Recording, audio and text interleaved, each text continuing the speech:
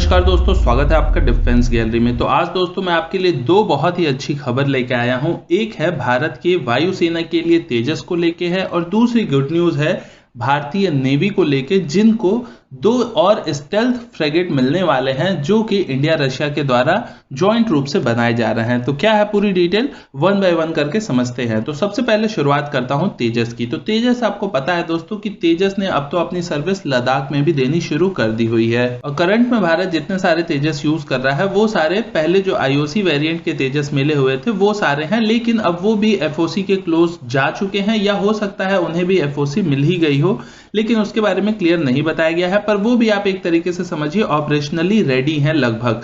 तो अब ये जो दूसरा स्क्वाड्रन भारतीय वायुसेना को मिलना शुरू हुआ है, जिसकी डिलीवरी शुरू हुई थी मई से, तो इसके थ्रू भी भारत को 16 सिंगल सीटर तेजस मिलने वाले हैं, जिसमें से पहला तेजस जिसका नाम SP-21 रखा गया था, ये तेजस का पहला एफओसी वेरिएंट था।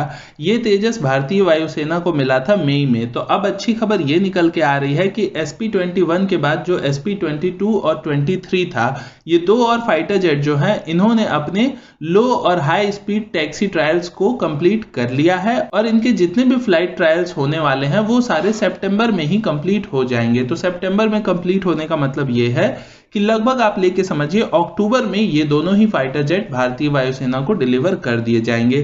तो यहाँ पे पहले से बाकी 2 की डिलीवरी में अगर आप देखते हैं टाइम, तो मई में पहला डिलीवर हुआ था, उसके बाद जून, जुलाई, अगस्त, सितंबर, 4 महीने बाद भारतीय वायुसेना को 2 और डिलीवर किए जाएंगे।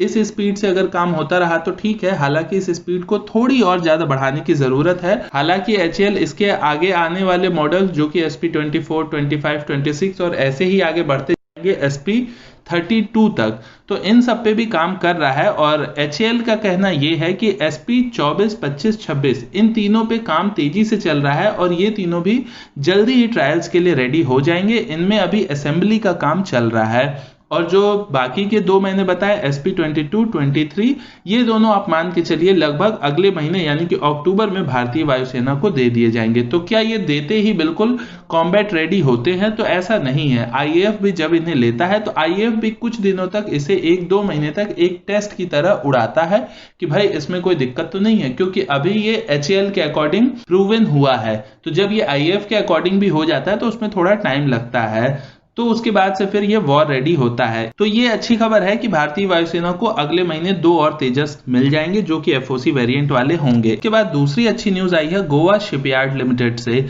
क्या अच्छी न्यूज आई है? तो आपको हो सकता है पता हो, मैंने अपनी एक वीडियो जो INS नीलगिरी के ऊपर बनाया था, आपने नहीं देखा तो आई बटन पे है, देखिएगा। उसमें मैंने आपको बताया था कि भारतीय नेवी के फ्रिगेट्स के लिए 4 ऐसे फ्रिगेट्स और हैं जिनकी बात चल रही थी और इनका कॉन्ट्रैक्ट साइन हो चुका था 2016 में और 2018 में 2 बार में कॉन्ट्रैक्ट साइन हुआ इसका, जिसके थ्रू भारत को 4 फ्रिगेट्स मिलने वाले थे। ये स्टेल्थ फ्रिगेट होते हैं और इसमें 2 फ्रिगेट ऐसे होंगे जो कि रशिया से बन के आएंगे और 2 ऐसे होंगे जो कि भारत में बनाए जाएंगे। जो रशिया से मिलने वाला है उसकी न्यूज ये है कि वो 2024 तक मिलेगा और जो भारत में ही बन के मिलेगा उसकी मंडे को यानी कि 21 सितंबर को नींव रख दी गई है गोवा शिपयार्ड लिमिटेड में। और ये एस्टिमेशन लगाया जा रहा है कि आज से अगर इसके काम को शुरू किया गया है तो ये जो फ्रिगेट है जो भारत में बनाया जा रहा है, इसमें पहली डिलीवरी होगी इसकी 2026 में और फिर सेकेंड डिलीवरी आप मान सकते हैं उसके 2-3 साल बाद होगी। और रशिया इसको डिलीवर कर रहा है 2024 में।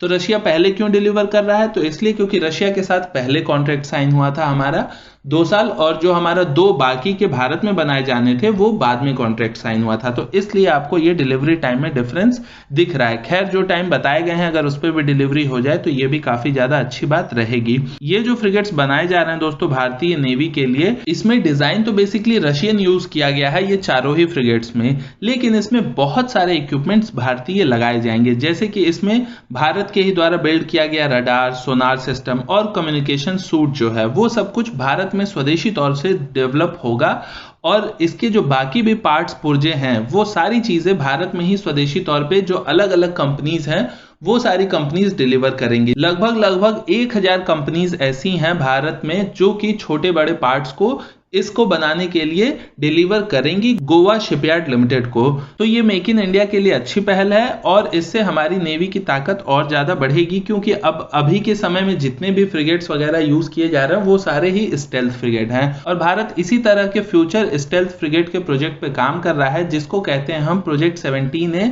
या फिर इसे आप INS नीलगिरी क्लास के भी नाम से जानते हैं। उस पर मैंने डिटेल में वीडियो बनाई है, आप लिंक आई बटन पे है, देख सकते हैं।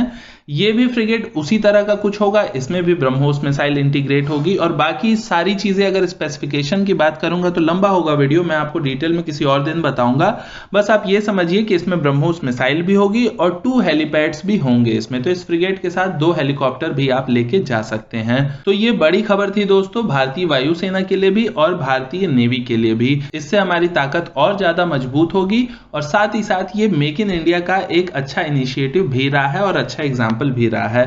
तो बस अभी के लिए इतना ही। चैनल पर नए हैं तो सब्सक्राइब करिएगा। मैं मनीष मिलता हूं आपसे अगले वीडियो में। नमस्कार, जय हिंद।